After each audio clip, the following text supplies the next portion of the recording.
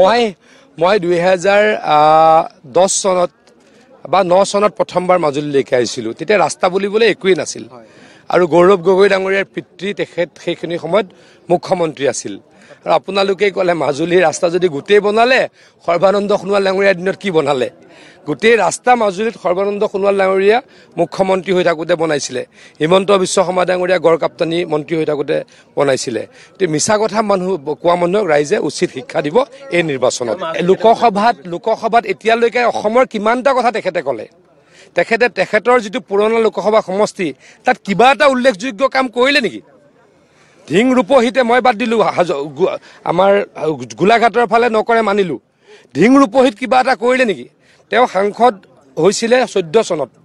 প্ৰথম 2 বছৰ তেখেতৰ পিতৃ মুখ্যমন্ত্ৰী পাইছিলে। তেতিয়া কিবা এটা ইনষ্টিটিউশ্যন, কেতিয়াবা ইণ্ডাষ্ট্ৰী তেখেতৰ সমষ্টিলৈকে আনিছিল নেকি? তেখেত হৈছে সংসদত, দিল্লীতে থাকে, সমষ্টিলৈও নাহে। দিল্লীত থাকে, বিদেশত থাকে, সমষ্টিলৈ নাহে আৰু অকল মোদী ডাঙৰীয়াক গালি পাৰে। কেইদিন কলিয়াবৰৰ কথা তেখেতে সংসদত কৈছে সেই উত্তৰটো দিয়ক। কেইদিন অসমৰ সমস্যাৰ কথা সংসদত কৈছে সেই উত্তৰটো দিয়ক। তেতিয়া মাজুলীৰ কথা ক'ব নক'ব ৰাইজে বিচাৰ কৰিব। মাজুলীৰ ৰাইজক যদি ইমান তেখেতে বেয়া ব্যৱহাৰ কৰিছে, মোৰ আৰু ক'ব লগা একো নাই। মাজুলীৰ ৰাইজক যদি এই বেয়া ব্যৱহাৰ কৰে যে মাজুলীৰ ৰাইজে তেওঁলোকৰ চৰকাৰ থকাৰ দিনত কেতিয়াও দলং বিচৰাই নাছিল বুলি ক'লে, মানে মাজুলীৰ ৰাইজ কি অজ্ঞ নেকি? মাজুলীৰ ৰাইজ এনেকুৱা বেয়া চিন্তা কৰা মানুহ নেকি?